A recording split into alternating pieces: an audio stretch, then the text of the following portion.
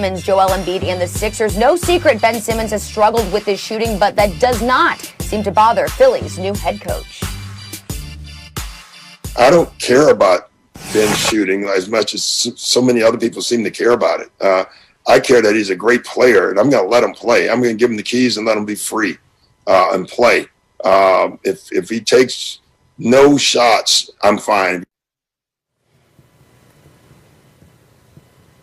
All right, some interesting comments there. Now, there is a debate whether Embiid or Simmons is the top dog in Philly, but Stephen A. asked you, do you think that Simmons is going to be the best player for the Sixers? I do think he's going to be the best player with the Sixers, but I will say this, Max, you know how close I am with Coach Doc Rivers. I love the man, and but I'm going to say this affectionately. I can say this to Doc Rivers because that would be he and I debating basketball before he ultimately schools me because he knows more than I do, of course. But I think that is the most asinine thing I've heard Doc Rivers say.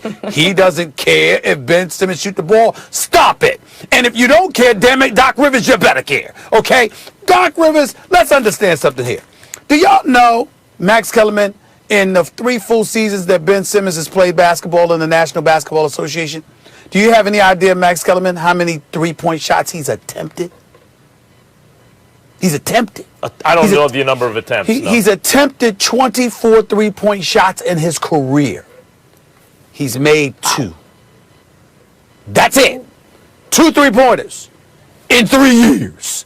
That's Ben Simmons. So essentially, come playoff time, a lot of times you see defenses lagging off and basically daring you to do something. And if the ball is in his hands, essentially it's 4-on-5 basketball. Now, this is Doc Rivers coaching this team, okay? Not Brett Brown, and we understand that, even though we wish nothing but the best for Brett Brown. But in the end, what it comes down to is this.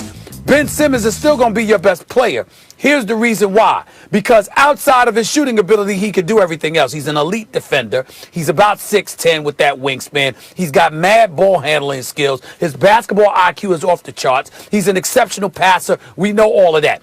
The acquisition of Seth Curry is the difference here. Seth Curry, the son-in-law of Doc Rivers. That acquisition is pivotal because that brother can shoot. He's a Curry. He's just a Curry. I mean, it's got to the point, Max, if your last name is Curry, the expectation is that you can shoot. Yeah. I don't give a damn if you're a Curry from another country.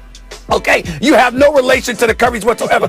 They are such lethal snipers that if your last name is Curry, the expectation is you can shoot the damn basketball. So when you have him, Thibault is no joke defensively, we get all that, but a Tobias Harris, a Joel Embiid, and the way that Doc Rivers will utilize them, the way he's going to unleash Ben Simmons, I think he's going to unleash Ben Simmons to be more of a scorer as opposed to a shooter. I think Ben Simmons, knowing he has that freedom, will be more creative, and I think that will lead to him facilitating so much for everybody else. That's what's going to make him the best player the Sixers have, even more so than Joel Embiid.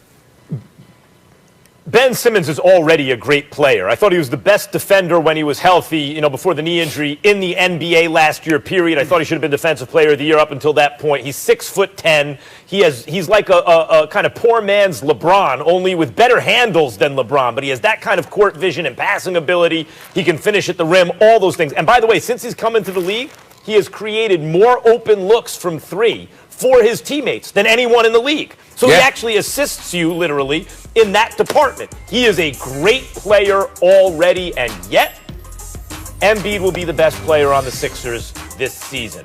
Stephen A., remember when I was complaining about J.J. Redick's transition defense and that was hurting the Sixers? Okay. I think I fell victim to something that afflicts many, which is you kind of get bogged down in what someone can't do instead of looking at what they can do.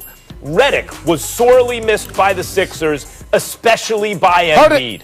Right? Could you hold on for a second? Like that. And could you stop right there? Could you stop right there? Could you tell the world what I told you about J.J. Redick and you wouldn't listen because you just echoed what I told you back then? I told you how valuable he was. Are you acknowledging, Max Kellerman, that you have learned the error of your way? Do we need another Harden moment from you? Because I said this about J.J. Redick. One-word answer for you.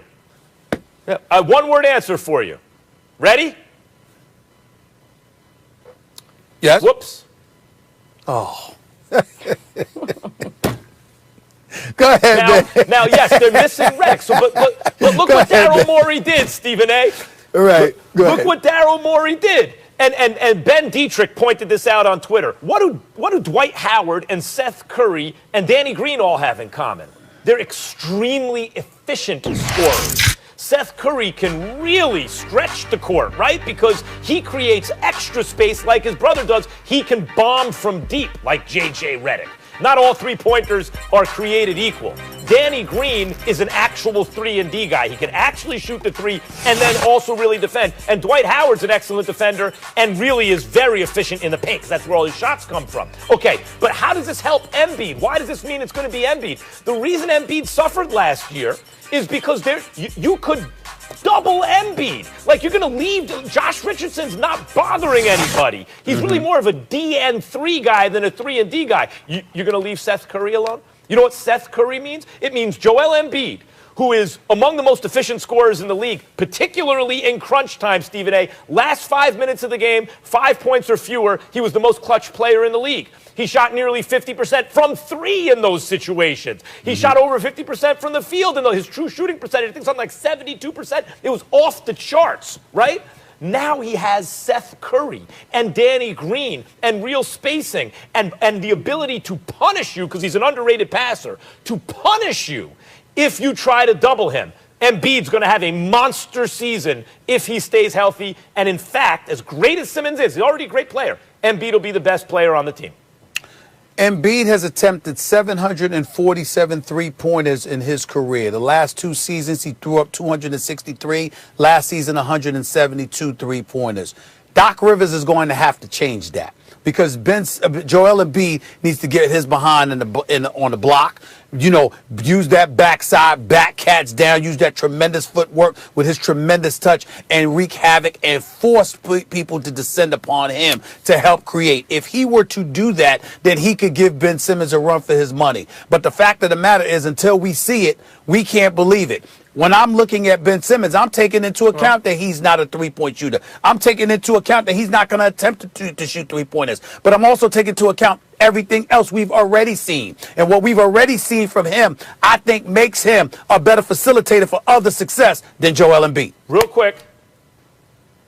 quick, forget about the three for a second. The reason the three is a good shot as opposed to the mid-range nowadays is if they're equally contested. They didn't used to be, but if they're equally contested, then you might as well get an extra point for your troubles, right? Shoot it from three if you're going to hit it around the same rate nowadays because they practice it so much as a mid-range. Here's my issue with Ben Simmons, Stephen A. It's not even the three. How about within 15 feet? Not in the paint, but within 15 feet. Can you try some jump shots from there? Can you try to shoot the mid-range in at least, like just shoot the ball? Because he doesn't even do that. And when I hear Doc Rivers talk about he doesn't care if Simmons shoots, I'm like, all right, Doc, I get it from three. He's not coming. He's got to shoot from somewhere. Because otherwise, the playoffs come around, he's in the dunker spot again. You know, and Shake Milton, someone else is going to have to handle the ball. So for that reason also, I will take Embiid by a hair. Well, obviously, the more points, the better. Last season, the 76ers outscored their opponents by just under 1 point per 100 possessions. All right, guys, we're going to wrap up the conversation there. We have more NBA on the way, and we have a little twist on this one. We're going to be switching the conversation to some social justice issues. We know LeBron James has been very vocal, so does he have a responsibility